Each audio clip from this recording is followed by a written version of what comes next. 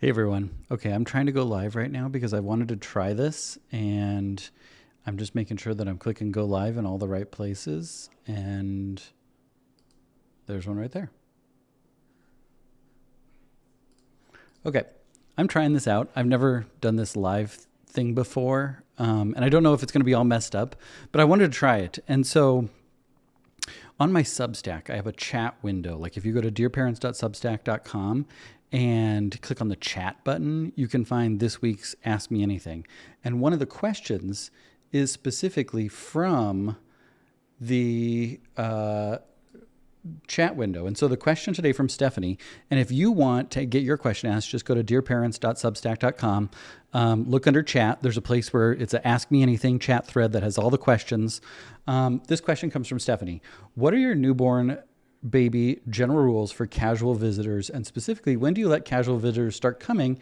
And if you do, let their children visit too. Mother is planning on coming. New baby's in June. She lives near a measles outbreak. I've asked her to get her immunity checked. Any other things that you would recommend? Quarantine length depending on immunity. Okay, this is a common question. And especially in the past 5 or 6 years, it's become a big hot button issue around vaccines, around, doing things to protect from illness, all those sorts of things. I'm going to try and stay out of that weeds as my first live question. I don't know why I picked this one. In general, first and foremost, the biggest principle is if you're sick, don't visit a brand new baby.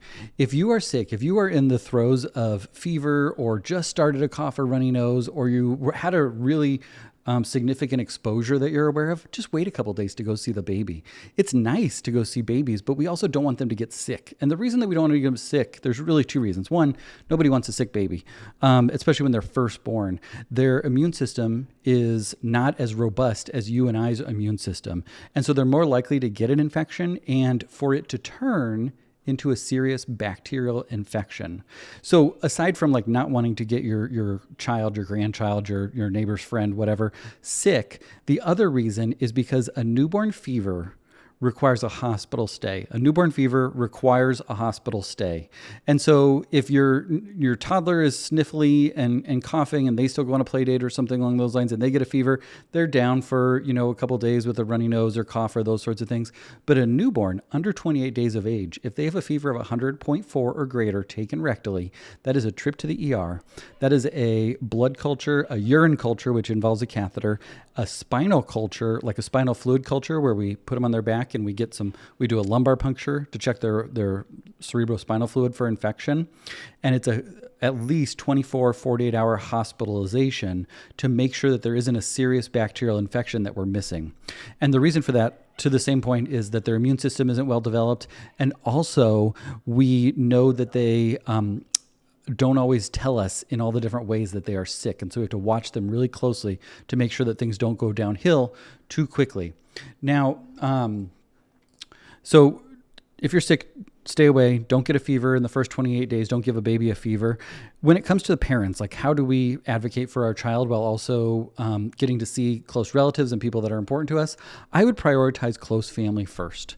Yes, it's nice if all the neighbors can parade their kids over to see this new baby and it's cute and all those sorts of things.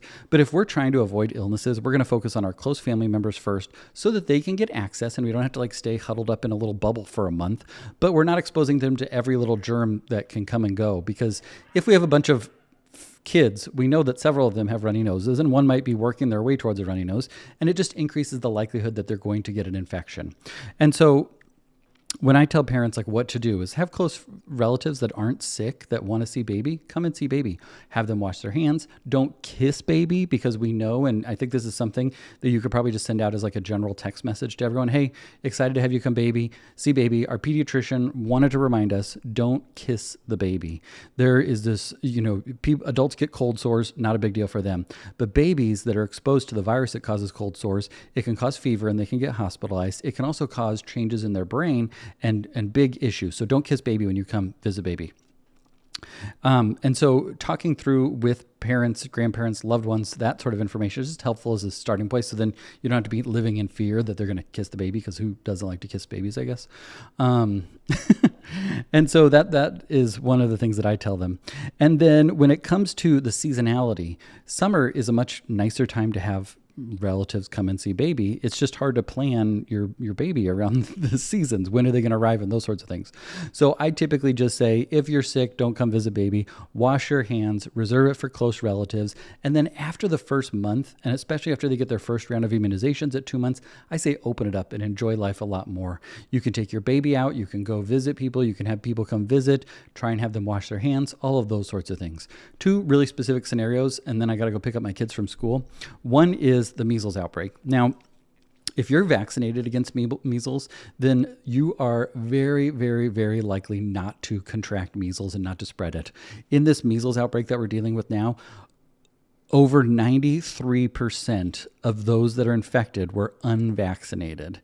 And so if you say in this specific circumstance with the mom wondering about her baby, or the mom wondering about her mom, if she, knows that she got the measles vaccine and isn't currently sick and wasn't around somebody yesterday that had measles, I think it's fine to just kind of make sure we're doing what we can, and we don't have to have their go get blood drawn or those sorts of things. That's a very much your mileage may vary, your level of anxiety or worry, their exposures. Those things all play a role in that decision complex when it comes to that. So measles is strictly something essentially in the United States of the unvaccinated.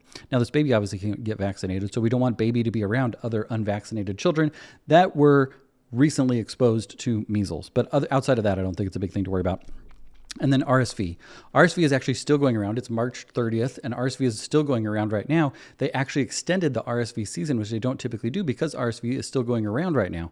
And so what that means is if your baby is born during RSV season, it's good for them to get the RSV monoclonal antibodies if you did not get the RSV vaccine during pregnancy. The RSV monoclonal antibodies are not a vaccine, but they are a antibody treatment that's given as a shot. So if for some parents it feels like it's a vaccine because it's a shot, but it's actually just the antibodies themselves. They circulate around protecting from RSV. When we think about a traditional vaccine, we think about, you give the dead virus or the bacterial particles, and then your body mounts an immune response. Sometimes you get fever, sometimes you be achy, and after 7 to 10 days, then you have some immunity starting to build up to that specific virus or bacteria. In this case, the RSV antibodies are actually what is the antibodies that your body would create naturally if given the vaccine, but they're the actual antibodies. They circulate around, they watch for RSV, they attack RSV, reduces the risk of hospitalization by something like 80, 90% for babies that are born and get that during their first RSV season. And so we recommend it. That is another layer of protection and a layer of peace of mind of, okay, my baby was born, they got the RSV antibodies. At least I don't have to worry about RSV, which is the number one cause of hospitalization in children in their first year of life. So, recapping, meandered a little bit. If you're sick, stay away. Prioritize close relatives. Make sure they're not sick. Have them wash their hands and don't kiss baby.